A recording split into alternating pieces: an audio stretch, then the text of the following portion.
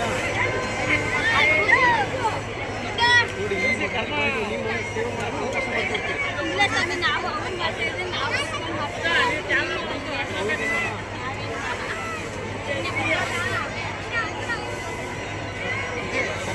ಮಾಡಕ್ಕೆ ಅವಕಾಶ ಮಾಡ್ಕೊಡ್ತೀರಿ.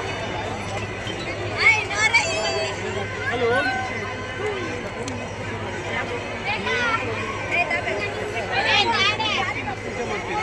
ಅಷ್ಟು ಬೇಗ ನೀವು ಅನುಗ್ರಹ ಮಾಡ್ತೀರಾ?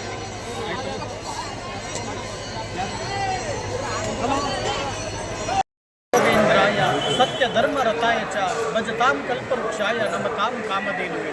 ರಾಯರಿದ್ದಾರೆ, ರಾಯರಿದ್ದಾರೆ, ರಾಯರಿದ್ದಾರೆ. ಜೈ ಶ್ರೀರಾಮ್, ಜೈ ಜೈ ಶ್ರೀರಾಮ್. ನಿನ್ನೆ ಈ ವ್ಯಕ್ತಿ ಯಾರಂತಲೇ ಗೊತ್ತಿರಲಿಲ್ಲ. ಇಲ್ಲಿ ಮಂತ್ರಾಲಯದಲ್ಲಿ ಭೇಟಿಯಾದರು. ಅವ್ರಿಗೆ ಏನು ಪವಾಡ ಆಯಿತು ಅಂತ ಅವರಿಂದಲೇ ಕೇಳೋಣ. ನೀನು ಒಂದೇ ದಿನದಲ್ಲಿ ಪವಾಡ ಆಗಿರೋದು ಏನಾಯ್ತು? ಹತ್ರ ಬನ್ನಿ. 3 months ಹಿಂದಗಡೆ ನಮ್ಮ ಕಾಲಗಳಲ್ಲಿ ಮಣ್ಣು ತಗೊಂಡು ಹೋಮಾಚಾರ ಮಾಡಿದ್ದಾರೆ.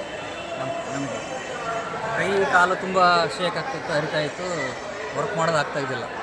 ನಿನ್ನೆ ರಾಯರ ಆರಾಧನೆಗೆ ಬರ್ತಾ ಇದ್ವಲ್ಲ, ರಾಯರ ಮಠದಲ್ಲಿ ಕೇಳ್ಕೊಂಡಿದ್ದೆ. ರಾಯರನ್ನ ಸಿಂಧನೂರಿನ ರಾಘವೇಂದ್ರ ಮಠಕ್ಕೆ ಒಂದು ಅಕ್ಕಿ ಪ್ಯಾಕೆಟ್ ಕೊಡ್ತೀನಿ ಗುರುಜಿ, DSS ಗುರುನ ಭೇಟಿ ಆಗ್ಬೇಕಂತ ಹೇಳಿದ್ವಿ. ಕೇಳಿ ಅಲ್ಲಿ ಗುರುವಾರ ದಿನ ಅಲ್ಲಿ ರಾಘವೇಂದ್ರ ಮಠಕ್ಕೆ ಅಕ್ಕಿ ಪ್ಯಾಕೆಟ್ ಕೊಟ್ಟು ನಾವು ಶನಿವಾರ ದಿನ ಮಂತ್ರಾಲಯಕ್ಕೆ ಬಂದಿದ್ದೀವಿ. ಬಂದು ಪೂರ್ವಾರದ ದಿನ ರಾಯರ ದರ್ಶನ ಮಾಡಿಕೊಂಡು ಅವ್ರು ಕೇಳ್ಕೊಂಡು ಹೊರಗಡೆ ಬಂದಿದ್ವಿ. ಬಂದ ತಕ್ಷಣ DSS ಸಂತೋಷ್ ಗುರುಜಿ ಅವರು ಭೇಟಿಯಾಗಿ ಅವಕಾಶ ಮಾಡಿಕೊಟ್ರು. ನಮ್ಗೆ ಈ ಥರ ಪ್ರಾಬ್ಲಮ್ ಇದೆ, ಕೈ ಕಾಲು ಹರಿತಾ ಇದೆ ಅಂತ ಹೇಳಿದ್ವಿ.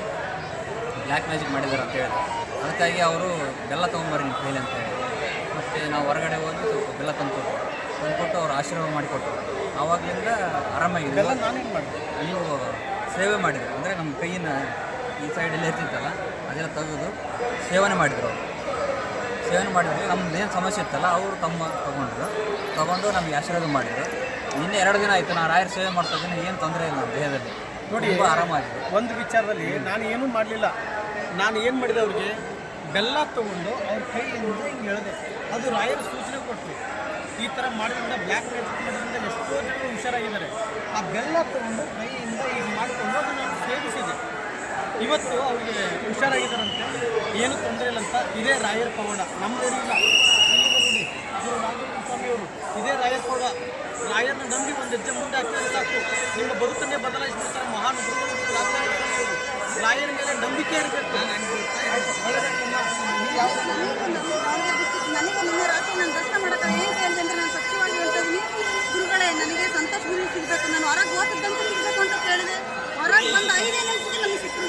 ರಾಯರಿದ್ದಾರೆ ಅಂತ ನನಗೆ ಯಾವತ್ತೂ ನಂಬಿಕೆ, ನಿನ್ನೆ ಫುಲ್ ನಂಬ್ಕೊಂಡ್ಬಿಟ್ಟೆ. ರಾಯರ ಪವಾಡನೇ ಮಾಡಿಬಿಟ್ಟಿದ್ದಾರೆ ನನಗೆ. ನಿಜವಾಗ್ಲೂ ನನಗೆ ಸಂತೋಷ್ ಗುರು ಸಿಕ್ಕರೆ ಕೋಟಿ ನಮಸ್ಕಾರ ಅಂತ ಹೇಳಿದ್ದೆ ರಾಯರಿಗೆ. ಇವತ್ತು ಮಾಡಿ ಬಂದಿದ್ದೀನಿ ನಾನು ಬೆಳಗ್ಗೆ. ಭಾಳ ಅವ್ರಿಗೆ ನಾನು ಒಂದನೇ ಹೇಳಿ ಬಂದಿದ್ದೀನಿ. ಯಾಕೆಂದರೆ ನನಗೆ ನಡೆದಾಡ ರಾಯರು ಅವರು ಅಲ್ಲಿ ಕುತ್ಕೊಂಡು ನನಗೆ ಅನುಗ್ರಹ ಮಾಡಿದರೆ ಇವ್ರು ನಡೆದಾಡ ರಾಯರು ನಮ್ಮ ಪಾಲಿಗೆ. ಏಕೆಂದರೆ ಅವರು ನನಗೆ ನನ್ನ ಜೀವನದಲ್ಲಿ ಬಂದ ಮೇಲೆ ನನ್ನ ಎಲ್ಲ ಅವಗುಣಗಳನ್ನು ಸುಟ್ಟಾಕಿದ್ದಾರೆ. ನನ್ನ ಎಲ್ಲ ದಾರಿ ದೀಪ ಆಗಿದ್ದಾರೆ. ಇಷ್ಟು ಮಾತ್ರ ನಾನು ಎಲ್ಲಿ ಬೇಕಾದ್ರೂ ಕೈ ಎತ್ತಿ ಹೇಳ್ತೀನಿ, ರಾಯರಿದ್ದಾರೆ, ರಾಯರಿದ್ದಾರೆ. ಮಾಡಿಲ್ಲಮ್ಮ, ನಾನು ನಿಮ್ಮ ಹಾಗೆ ಮನುಷ್ಯ ಇಲ್ಲಿ. ನಾನು ನಿಮ್ಮ ಹಾಗೆ ಮನುಷ್ಯ, ನಮ್ದು ಏನೂ ಇಲ್ಲ. ನಾನು ಏನು ಅವ್ರ ರಾಯರು ಏನು ನಡೆಸ್ತಾರೆ, ಏನು ಹೇಳ್ತಾರೆ ಅದನ್ನು ಹೇಳ್ತೀನಿ, ನೀವು ಮಾಡ್ತೀರಾ. ಭಕ್ತಿಯಿಂದ ಪೂಜೆ ಮಾಡಿ ಖಂಡಿತ ನೀವು ಒಂದು ಪೂಜೆಲ್ಲ ಯಶಸ್ವಿಯಾಗುತ್ತೆ. ಇದು ಅನುಗ್ರಹ ಆಯಿತು ಅಂತಲ್ಲ, ನಿಮ್ಮ ಮನೆ ಬಂದು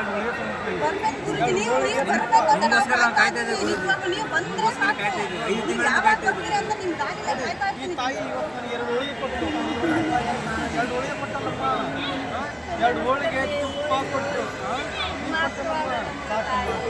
ನೀವು ಬಂದು ಗುರುಜಿ, ನೀವು ಬರೋ ದಾರಿನೇ ಕಾಯ್ತಾ ಇರ್ತೀನಿ. ನೀವು ಬಂದರೆ ನಾನು ಫಸ್ಟ್ ನನ್ನ ಜೀವನದಾಗೆ ಸಂತೋಷ ಪಡೋ ಮೊದಲನೇ ವ್ಯಕ್ತಿ ಅಂದರೆ ನೀವೇ ಗುರುಜಿ. ಯಾಕೆಂದರೆ ನನಗೆ ದಾರಿ ದೀಪ ಆಗಿದ್ದೀರಿ ಗುರುಜಿ.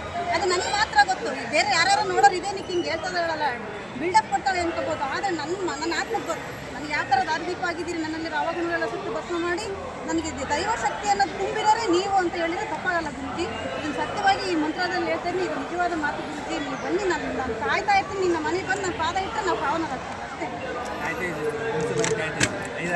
5ರಿಂದ 6 ದಿನ ವೇಟ್ ಮಾಡ್ತೀವಿ. ಆಯ್ತು, ಸಾಕು ಇರಲಿ. ಯಾಕಂದರೆ ರಾಯರ ಮೇಲೆ ನಂಬಿಕೆ ಇರಲಿ. ರಾಯರನ್ನ ನಂಬಿ ಕೆಟ್ಟವರು ಯಾರೂ ಇಲ್ಲ. ರಾಯರನ್ನ ನಂಬಿ ಲಕ್ಷಾಂತರ ಜನರ ಬದುಕನ್ನೇ ಬದಲಾಯಿಸಿದಂಥ ಮಹಾನ್ ಗುರುಗಳು ಗುರು ರಾಘವೇಂದ್ರ ಸ್ವಾಮಿಯವರು. ಎಲ್ಲರಿಗೂ ಒಳ್ಳೆಯದಾಗಲಿ. ಎಲ್ಲರ ಮನೆಯಲ್ಲೂ ರಾಯರ ಫೋಟೋ ಇತ್ತು. ಇದು ರಾಯರು ಸತ್ಯವಾಗಿ ದರ್ಶನ ಮಾಡಿದ್ದಾರೆ. ಎಲ್ಲರೂ ಕನಸಲೇ ಬಿಡ್ತಾರಲ್ಲ, ನಾನು ಕೆಳಮುಖಿನ ಬಗ್ಗೆ ಬೆಡ್ ಮೇಲೆ ಬಂದು ಕುಂತು ನಗ್ತಾ ಇದ್ದಾರೆ. ನಾನು ಯತ್ನ ಭ್ರಮೇನಂತ ನೋಡ್ತಾ ಇದ್ದೆ. ಇಲ್ಲ, ನಿಜವಾಗ್ಲೂ ಸಾಕ್ಷಾತ್ ರಾಯರೇ ಬಂದಿದ್ದಾರೆ. ಈ ವ್ಯಕ್ತಿ ನಮ್ಮ ಕೇದಾರನಾಥ ಪಾದಯಾತ್ರೆ ಮಾಡುವಂಥ ಸಂದರ್ಭದಲ್ಲಿ ಇವರು ಪಾಪ ತುಂಬ ದೂರದಿಂದ ಬಂದು ಭೇಟಿಯಾಗಿ ಒಂದು ಸನ್ಮಾನ ಮಾಡಿದ್ರು. ಪಾಪ ಇವತ್ತು ಅವರ ಮೊದಲನೇ ವಾರದಲ್ಲಿ ಅವ್ರ ತಂಗಿಗೆ ಅನುಗ್ರಹ ಆಯಿತು. ಮುಂಜೆ ಲಿಸ್ಟ್ ಹೆಸರು ಕೊಡಲ್ಲ ಅಂತ ಹೇಳಿದ್ರು, ದುಡ್ಡು ಕೊಟ್ಟರೆ 10,000 ರೂಪಾಯಿ ಕೊಟ್ಟರೆ ನಿಮ್ದು ಅದು ಗ್ಯಾರಂಟಿ ಇಲ್ಲ ಅಂತ ಹೇಳಿದ್ರು. ಗ್ಯಾರಂಟಿ ಇಲ್ಲ ಅಂತ ಹೇಳಿದ್ರು. ಆದ್ರೆ ಏನಾಯ್ತು, ಮುಂಜಾನೆ ಪೂಜೆ ಮಾಡಿದ್ದಾರೆ ನಮ್ಮ ತಂಗಿ, ಸಾಯಂಕಾಲ ಲಿಸ್ಟಲ್ಲಿ ಹೆಸರು ಬಿದ್ದಿದ್ದು ಫಸ್ಟ್ ಹೆಸರು ಬಂದಿದೆ. ಆಗತ್ತೆ ಹೋಗು ಅಂತ ಹೇಳಿದ್ರೆ ಎಲ್ಲ ರಾಯರ ಆಶೀರ್ವಾದ, ಸಂತೋಷ ಆಶೀರ್ವಾದ. ನಮ್ದೇನಿಲ್ಲಪ್ಪ. ನಾನು ನಡೆದಾಡುವ ಬೃಂದಾವನ ಅಂತ ಕರಿತೀನಿ, ಅವ್ರಿಗೆ ಹೆಸರು ಇಡ್ತಾ ಇದ್ದೀನಿ, ನಡೆದಾಡುವ ಬೃಂದಾವನ. ನಿಜ ನಿಜ, ನಾನು ಸತ್ಯವಾಗಿ ಮನಸ್ಸಿಂದ ಹೇಳ್ತಾ ಇದ್ದೀನಿ. ಹಾ, ನಡೆದಾಡುವ ಬೃಂದಾವನ. ನೀವು ಅನ್ಕೊಂಡಾಗೆ ನಾ ಅಂಥ ದೊಡ್ಡ ವ್ಯಕ್ತಿ ಅಲ್ಲ. ನಾನು ಏನಂದರೆ ಲೋಕ ಕಲ್ಯಾಣಕ್ಕೋಸ್ಕರ ಬಂದಿದ್ದೀನಿ. ನಿಮ್ಮೆಲ್ಲರಿಗೂ ಅನುಗ್ರಹ ಆಗಬೇಕು.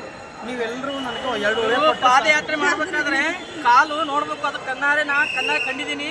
ಈ ಕಾಲು ನಾ ಈಗಾರು ನೋಡ್ತಾ ಇದ್ದೀನಿ, ನಾನು ಬರ್ಬೇಕಾದ್ರೆ ಕಾಲು ನೋಡ್ತಾ ಇದ್ದೀನಿ ನಾನು. ಅವ್ರು ಹೆಂಗೆ ಆಗಿದ್ದೇವೆ ಅಂತೇಳಿ ಅವಾಗ ಅವ್ರು ನೋಡ್ಬೇಕಿತ್ತು. ಅವರು ಅದು ಅವ್ರು ಎಷ್ಟು ಕಷ್ಟಪಟ್ಟಿದಾರೋ ಅದು ಇವ್ರಿಗೆ ಗೊತ್ತು, ಆ ರಾಯರಿಗೆ ಗೊತ್ತು. ಈ ವ್ಯಕ್ತಿಗೆ ಹೇಳ್ಬೇಕು, ಈ ವ್ಯಕ್ತಿಗೆ 10 ವರ್ಷದಿಂದ ಮಕ್ಕಳಾಗಿದ್ದಿಲ್ಲ. 4ನೇ ವಾರದಲ್ಲೇ ನೀವು ಮಗು ಆಗುತ್ತೆ ಹೋಗಪ್ಪ, ಗಂಡು ಮಗು ಆಗುತ್ತೆ ಅಂತ ಹೇಳಿದ್ರೆ ಅನುಗ್ರಹ ಮಾಡಿದರು. 4ನೇ ವಾರದಲ್ಲೇ ಗಂಡು ಮಗು ಆಯಿತು. ಆದರೆ ಇನ್ನೊಬ್ರು ಇದ್ದಾರೆ ನೋಡಿ, ಅವರು ಈ ವಿಡಿಯೋ ಮಾಡ್ತಾ ಇದ್ದಾರಲ್ಲ ಅವರೇ, ಬೇರೆ ಯಾರೂ ಅಲ್ಲ. ಈಗ ನೋಡಿ, ಒಂದು ನಿಮಿಷ ಕೈ ಬಿಡಿ ನೋಡಿ. ಈ ವ್ಯಕ್ತಿನ ಇಲ್ಲಿದ್ದಾರಲ್ಲ, ಇವ್ರಿಗೆ ಸ್ವಾಮಿ ನಿಮ್ಮ ಏನಾಗಿತ್ತು ನಿಮಗೆ 5ನೇ ವಾರದಲ್ಲಿ ಏನು ಪವಾಡ ಆಯಿತು? ತಾಯಿ ನಮ್ಮನ್ನ ಬಂದು ಸೇರ್ಕೊಂಡ್ರು ಗುರುಗಳೇ. ಮನೆಗೆ ಬಿಟ್ಟೋಗಿದ್ರು, ಬಂದರು, ಬಂದು ಸೇರ್ಕೊಂಡು 10 ಲಕ್ಷ ದುಡ್ಡು ಬಂತು, ಮನೆ ಶಾಂತಿ ನೆಮ್ಮದಿ ಬಂತು, ಎಲ್ಲದು ಬಂತು ಅಲ್ವಾ? ಇದೇ ರಾಯರ ಪವಾಡ, ಹೌದಲ್ವಾ? ಎಲ್ಲಿದ್ದಾರೆ ರಾಯರು? ಇಲ್ಲಿದ್ದಾರೆ, ಹೌದಲ್ವಾ? ಎಲ್ಲರಿಗೂ ಒಳ್ಳೇದಾಗಲಿ. ರಾಯರನ್ನ ನಂಬಿ ಒಂದು ಹೆಜ್ಜೆ ಮುಂದೆ ಹಾಕಿ ನಿಮ್ಮ ಬದುಕನ್ನೇ ಬದಲಾಯಿಸಿಬಿಡ್ತಾರೆ ಮಹಾನ್ ಗುರುಗಳು, ಗುರು ರಾಘವೇಂದ್ರ ಸ್ವಾಮಿಯವರು. ಪೂಜ್ಯಾಯ ರಾಘವೇಂದ್ರಾಯ ಸತ್ಯಧರ್ಮರತಾಯ ಚ ಭಜತಾಂ ಕಲ್ಪವೃಕ್ಷಾಯ ನಮತಾಂ ಕಾಮಧೇನುವೇ. ರಾಯರಿದ್ದಾರೆ, ರಾಯರಿದ್ದಾರೆ, ರಾಯರಿದ್ದಾರೆ. ಜೈ ಶ್ರೀರಾಮ್, ಜೈ ಜೈ ಶ್ರೀರಾಮ್.